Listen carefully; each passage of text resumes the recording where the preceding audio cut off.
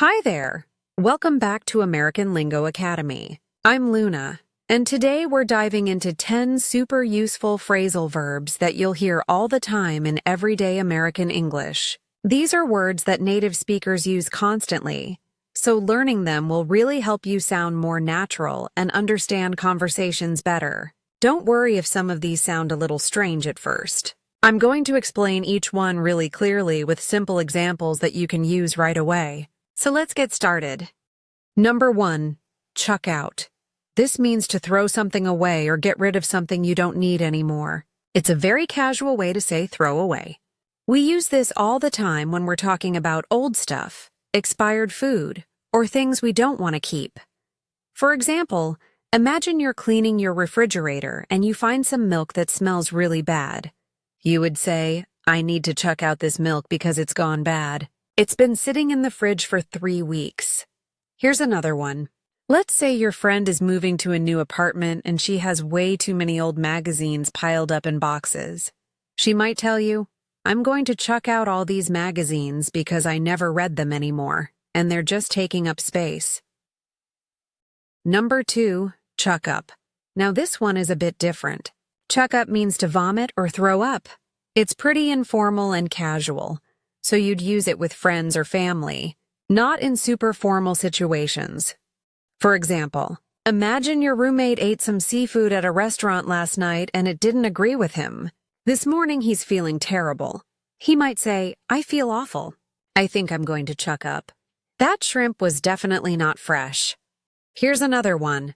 Picture a little kid at an amusement park who just went on a really fast spinning ride.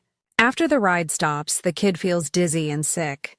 The kid's mom might say, "Oh no, honey, do you need to sit down? You look like you're about to chuck up.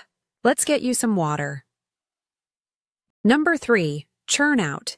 This means to produce something quickly and in large amounts, usually without paying too much attention to quality. We often use this when talking about factories, writers, or anyone who makes a lot of something fast. For example, think about a big toy factory that makes thousands of plastic toys every single day. Someone visiting the factory might say, "Wow, this place really churns out toys. They make over 10,000 action figures in just one day." Here's another one. Imagine you have a friend who writes romance novels for a living. She writes really fast and publishes a new book almost every month. You might say to her, "You're amazing. You churn out a new book every few weeks. How do you write so quickly?" Number 4, clag up. This one means to become blocked or clogged with something sticky or thick. We use it especially when talking about pipes, drains, or machinery that gets jammed. For example, let's say you're doing dishes, and you notice the kitchen sink is draining really slowly. You look down the drain and see it's full of grease and food bits. You might say, "Oh no, the drain is totally clogged up with grease. I'm going to have to clean it out before I can wash anything else." Here's another one. Imagine you're using a printer at work and suddenly it stops working. You open it up and see that the paper feed is stuck with little bits of torn paper and dust. Your coworker might say, "The printer's clogged up again. We need to pull out all that paper and dust before it'll work." Number 5, clam up. This means to suddenly stop talking or refuse to speak, especially when someone asks you questions. People often clam up when they're nervous, scared, or don't want to share information. For example, picture a teenager who comes home really late one night. His parents ask him where he's been and who he was with, but instead of answering, he just looks down and stays silent. His dad might say, "Come on, son, don't clam up on us. We just want to know you're safe. Talk to us." Here's another one. Imagine you're at a job interview and everything is going well, but then the interviewer asks you about why you left your last job. You suddenly feel uncomfortable and don't know what to say. Your friend later might ask you how it went, and you could say, "I was doing great until she asked about my old job. Then I just clagged up and couldn't think of what to say."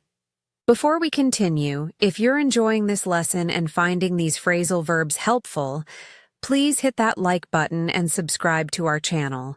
We upload new videos every single day to help you improve your English, and your support really means the world to me. Okay, let's keep going. Number 6. Clamp down on.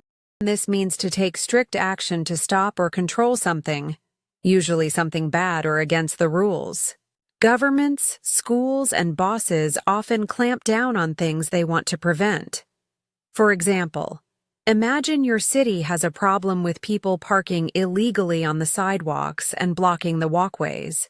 The mayor decides to do something about it. The local news might report, "The city is clamping down on illegal parking. Starting next week, anyone who parks on the sidewalk will get a $200 fine." Here's another one. Think about a high school where students have been using their phones during class all the time. The principal decides this is a big problem. She might announce to all the teachers, "We're going to clamp down on phone use in classrooms. From now on, any student caught with a phone during class will have it taken away until the end of the day." Number 7. Clawback. This means to get back something that you lost, usually money or power, often with a lot of effort and difficulty. It's like you're using your claws to grab something back. For example, imagine a small business that lost a lot of customers last year because a big competitor opened nearby. This year, they started a great advertising campaign, and slowly their customers are returning. The owner might say proudly, "We're finally clawing back our market share. Last month, we had our best sales in 2 years." Here's another one. Picture a professional soccer team that's losing a game 3-0 at halftime. But in the second half, they play amazingly and score 3 goals. Even though they didn't win, a sports commentator might say, "That was an incredible effort. They managed to claw back 3 goals and tie the game when everyone thought they were finished." Number 8. Clean off. This simply means to remove dirt or something unwanted from a surface by wiping or washing it. We use this all the time in daily life. For example, let's say you're eating breakfast and you accidentally spill some jam on the kitchen table. Before you leave for work, you grab a cloth and wipe it. You might say to your roommate, "Don't worry about that jam.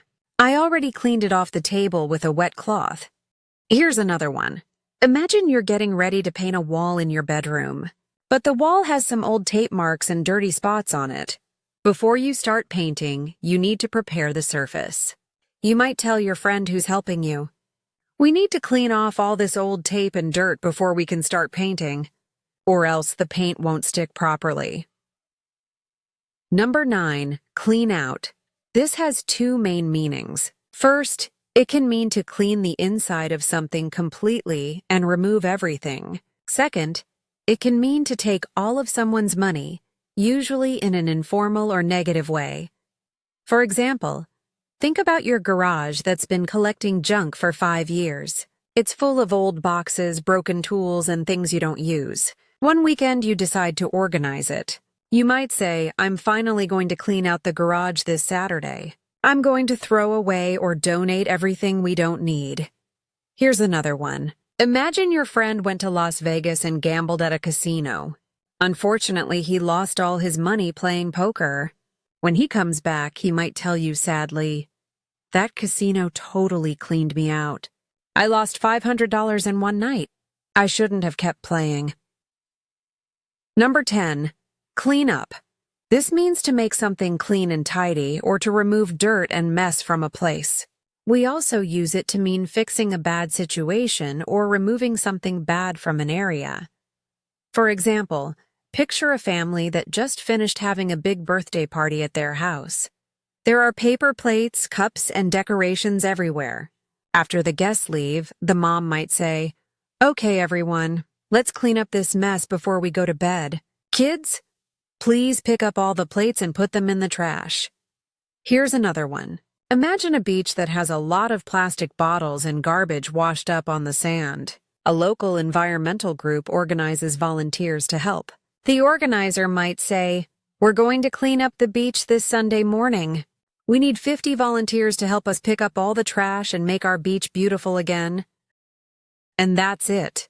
Those are 10 really useful phrasal verbs that you'll hear in everyday American English. I know it might seem like a lot to remember, but don't worry.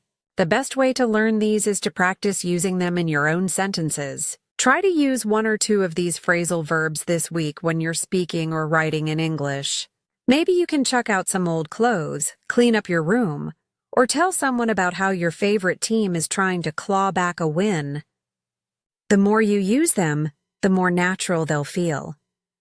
Thank you so much for watching today's lesson. If you found it helpful, please give this video a thumbs up and subscribe to our channel.